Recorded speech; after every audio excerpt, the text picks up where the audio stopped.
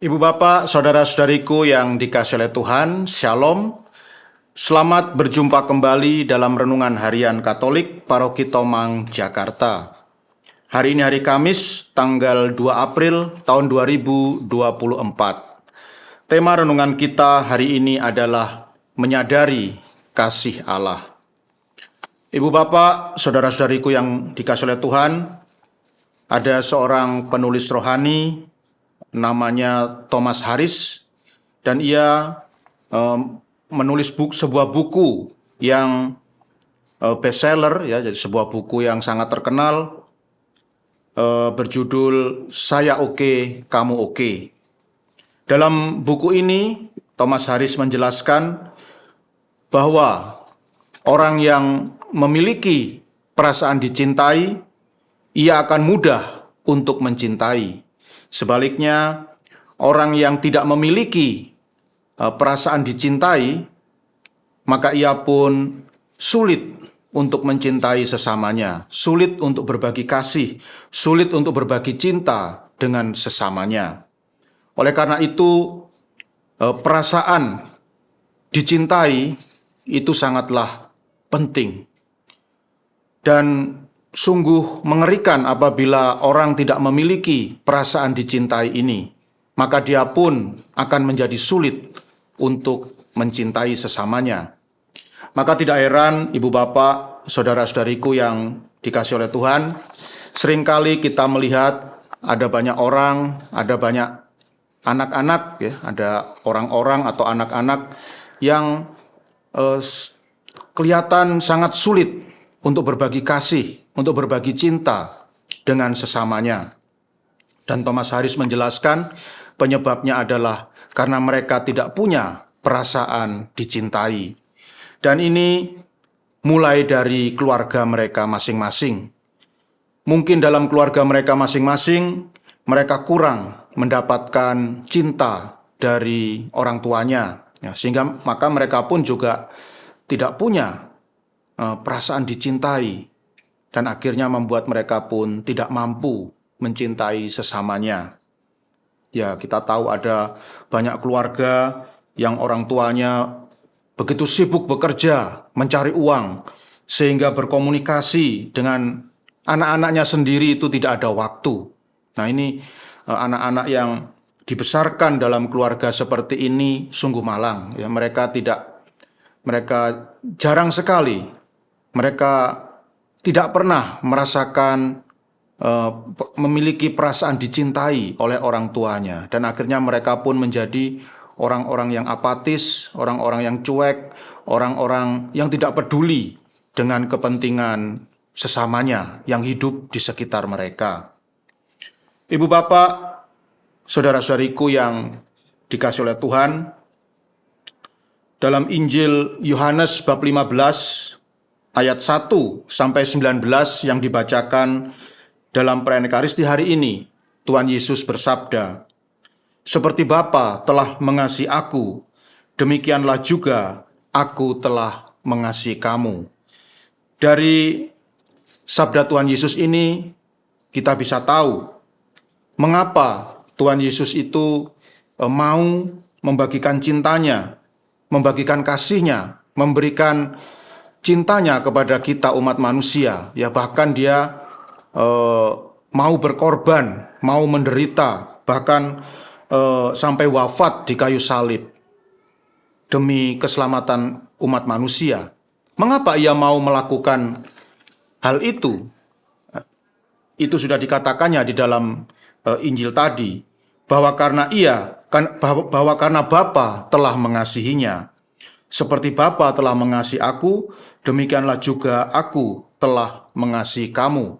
Jadi Tuhan Yesus mampu memberikan cintanya, memberikan kasihnya kepada kita manusia, karena ia juga merasa sangat dicintai oleh Allah Bapa, sangat dicintai oleh Bapanya.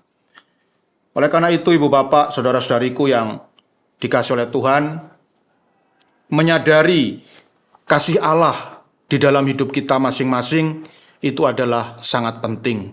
Banyak orang tidak punya perasaan dicintai oleh Allah. Ya, padahal Allah itu sesungguhnya sangat mencintainya dan bahkan telah banyak memberikan berkat dan rahmatnya kepadanya, tetapi ia terus merasa tidak pernah dikasih oleh Allah, dan ini adalah sebuah kondisi yang sangat ironis. Ya.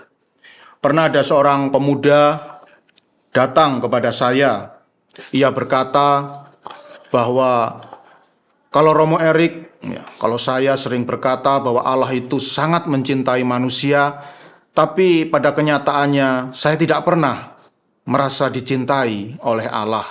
Saya tidak pernah merasa beruntung di dalam hidup ini. Saya tidak pernah merasakan cinta yang diberikan oleh Allah kepada saya. Gitu. Nah, ini karena saya sering menghadapi ya, orang-orang seperti ini, maka saya pun selalu mengajak mereka untuk merenung. Ya. Saya bertanya kepada pemuda ini, bisakah kamu dalam satu hari itu makan 3 kali sehari? Dan biasanya mereka berkata, bisa Romo. Nah, coba bandingkan dengan anak-anak yang hidup di Afrika sana. Ya. Di Afrika itu banyak orang mati kelaparan karena tidak bisa makan. Jangankan satu hari 3 kali, bahkan mau makan seminggu sekali saja mereka tidak bisa dan akhirnya mereka mati kelaparan. Sedangkan kamu dalam satu hari bisa makan 3 kali sehari, bahkan mungkin masih ditambah dengan snack, masih ditambah dengan makanan-makanan ringan yang lain. Dan kamu berkata bahwa Allah tidak mencintai dirimu. Ya, ini sungguh luar biasa. Masa rahmat yang begitu besar sama sekali tidak kamu rasakan. Ya. Lalu saya juga bertanya ya kepada mereka, ya, khususnya kepada pemuda ini, pendidikan terakhirmu apa? Dan dia berkata, S1. Ya. Saya seorang sarjana informatika. Waduh, luar biasa. Ya.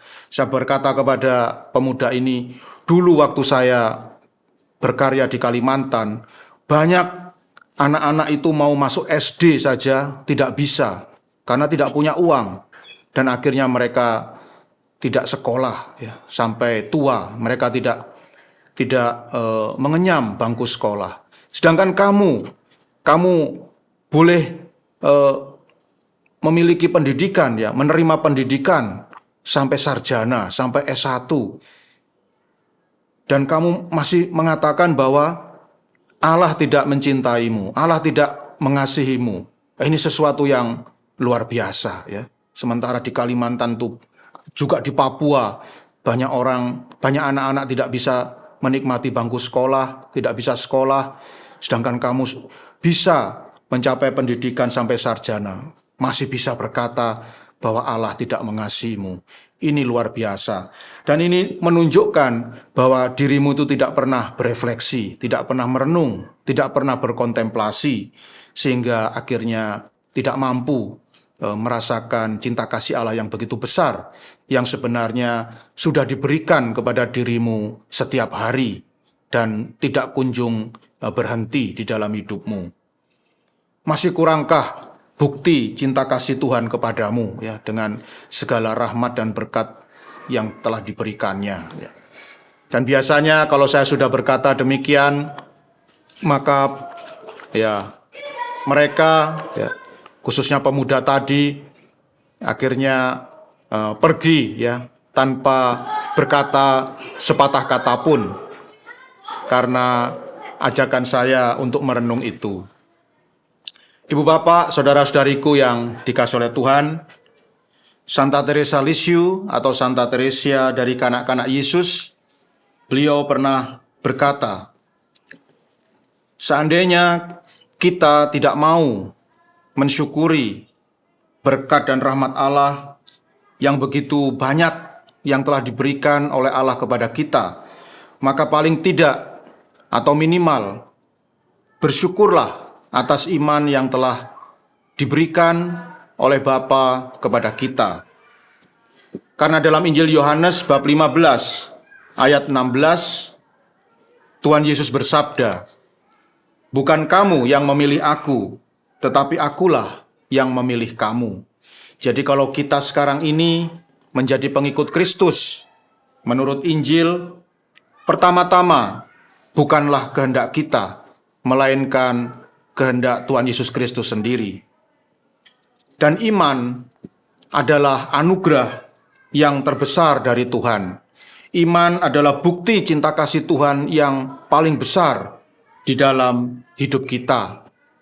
Oleh karena itu, Ibu Bapak, saudara-saudariku yang dikasihi oleh Tuhan, bersyukurlah atas iman yang telah diberikan oleh Allah kepada Anda semua.